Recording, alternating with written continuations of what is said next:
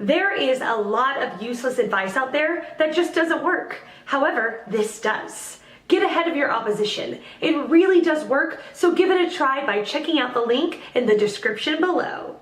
The question, what makes a great resume and cover letter?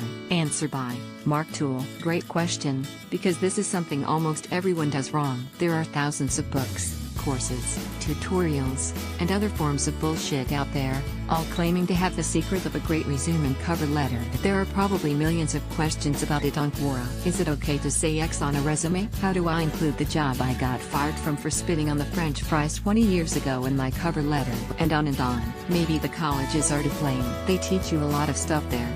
Some of it is even useful, but they also teach you an extremely formal, academic style of writing.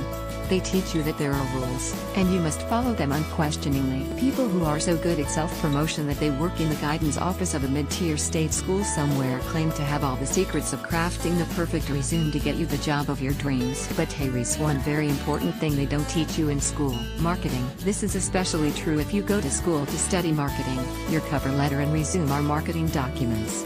Nothing more. People write their cover letters like they're writing a college essay. Long, formal sentences. Big, complicated words in place of common ones.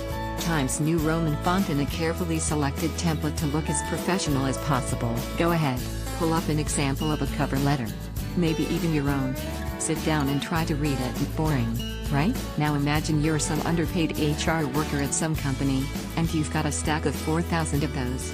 Most of them go straight into the garbage. Instead, view your cover letter as a piece of marketing copy. You are the product. You're selling yourself. If you have a template letter that you're spamming companies with, just pasting in the company name and job title each time, except when you forget, delete it right now. You need to write each letter from scratch. It needs to be tailored to the company and job you're applying for. Keep the letter short. Keep the sentences short. Get rid of the 9-syllable words. You think they make you look smart, but instead, they get your letter ignored. Make it easy for the person reviewing the letters. Hook them at the beginning. Provide just enough information for them to know you're qualified. And then make the ask. Once they find enough qualified applicants to interview, they get to stop going through resumes. Give them an excuse to stop. Use a format and font that stands out. Don't go crazy and send it in on pink paper or some dumb thing, but don't just Times New Roman it up and blend in with all the other dummies. Be able to pick yours out of a lineup from 20 feet away. Remember, you're not asking for the job, you're asking for the interview. The job comes later. Read this book. You need to understand human behavior, decision-making, and how to influence these things. Cialdini's books are essential to learning this. Don't tell me that's not your job. You won't have a job unless you master this. The same ideas apply to a resume, although it is a bit more structured. Nobody looks at your resume if your cover letter is shit. That's why you have a cover letter. But again, your resume is basically a piece of copy. And as with any copy, the headline is the most important part. Write a short opening statement on your resume, briefly summarizing relevant experience for the job you're applying for. Apply persuasion techniques to this. Keep it readable and informal. The job title they gave you is not what has to go on your resume. You aren't testifying in court. Don't blatantly lie, but don't incriminate or downplay yourself unnecessarily. Junior Temporary Assistant XYZ Processor means nothing to anyone outside that company. Marketing Specialist does. Give yourself the job title that you wish they had called it. Don't lie, just rebrand. And don't worry about all the standard shit. Explaining away gaps in employment, telling them why you left the jobs. If they care, they'll ask you in the interview. Play with the formatting to accentuate the things that make you look good. Highlight actions and accomplishments, not duties, tasks, and job descriptions. Again, this is a marketing document, not a college paper. Nobody is going to grade it until you do things right or wrong. There are no rules to follow. The only objective is to bypass their objections and get to the next step. Is this person qualified for this job? One glance at your resume should answer this. Instead, most people tend to overwhelm and confuse with massive amounts of unnecessary, poorly formatted information. Stand out in a good way. Market yourself. You don't have an edge if you're playing the same game as everyone else. Play a game you can win. Answer by Vicky Salemi. The $1 million question. A spectacular resume. Let's go for the gold here. Okay, speaks directly to the recruiter and hiring manager. It shows what jobs you've held in the past. It features keywords that are included on the company's job description. It's free of errors, typos, in talking to you, and most important, it outlines how your skills and workplace experience are relevant for the position you're pursuing. An outstanding cover letter should be succinct and clear. It highlights your accomplishments and tells the hiring manager why he or she should hire you.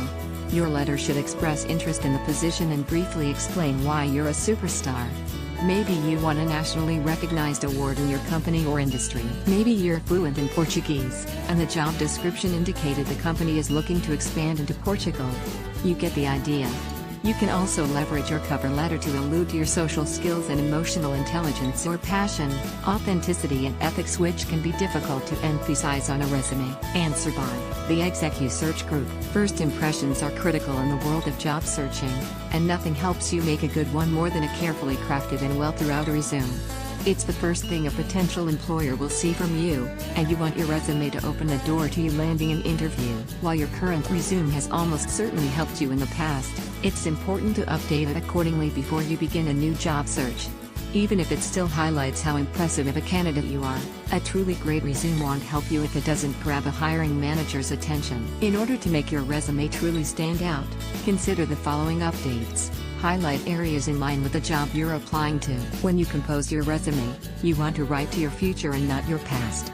As a result, you do want to make the effort to tailor your resume to the job, emphasizing how your past experiences and skills make you a fit for this role. For example, if you'll be using Excel regularly, emphasize past use of the program in relevant sections on your resume. This strategy is especially important if you are applying to many jobs online. To help organize and sort through incoming resumes, most employers utilize applicant tracking systems to identify qualified candidates. To ensure your resume comes up in these searches, you'll want to incorporate a few keywords from the job description in your resume. This will make you stand out if the hiring manager is honing in on specific traits among candidates. Be sure to get your personal brand across. It's a best practice to give a hiring manager multiple ways to contact you, but it's equally as important to ensure this information stands out.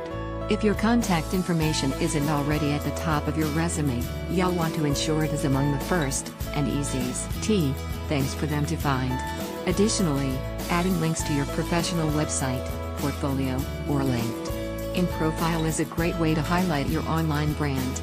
Doing this can quickly help them learn more about who you are and what you may bring to the company. Don't shy away from being creative. While you are encouraged to take some creative liberties with your cover letter, you should also consider doing so with your resume.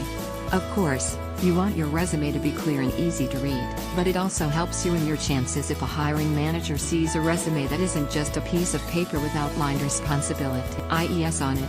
If you're looking to make creative changes to your resume, don't be afraid to toy around with areas such as the font, color, boxes, and shading. While it is important to adhere to your specific industry standards regarding design, a resume that incorporates some creative elements is bound to stand out from the rest.